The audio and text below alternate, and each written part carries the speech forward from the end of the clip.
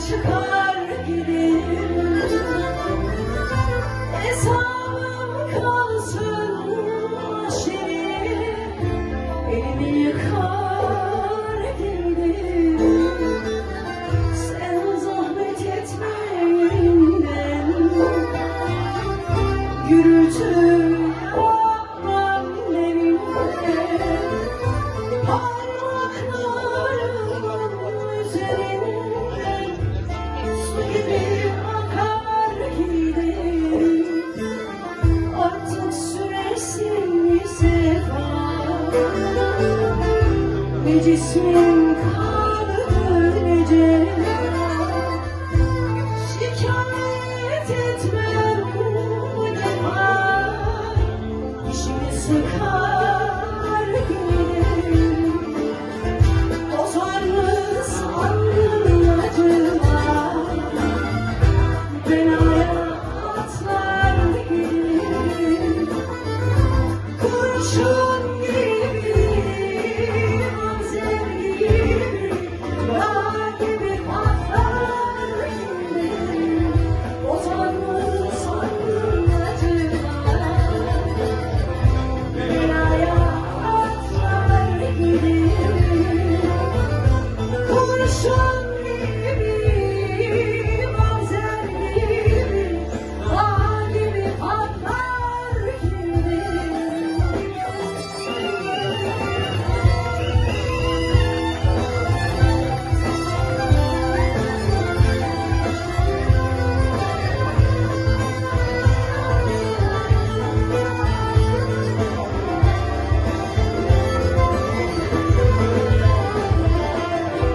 Kaybetsem bile her şeyi,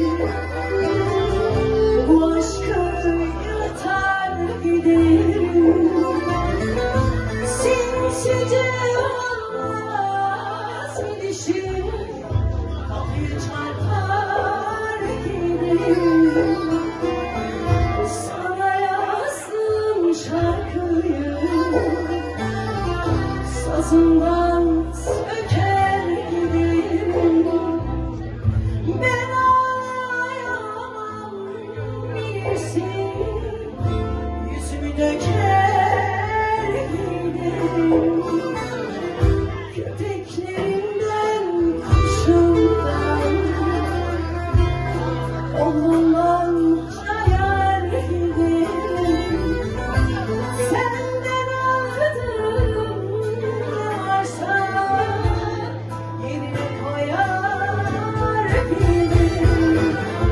Estirmem sana kendimi, gövdemi yakar giderim. Beddua etmem üzülme, kafama sıkar giderim. Esirmem sana kendimi, gövdemi yakar giderim. Beddua etmem üzülme,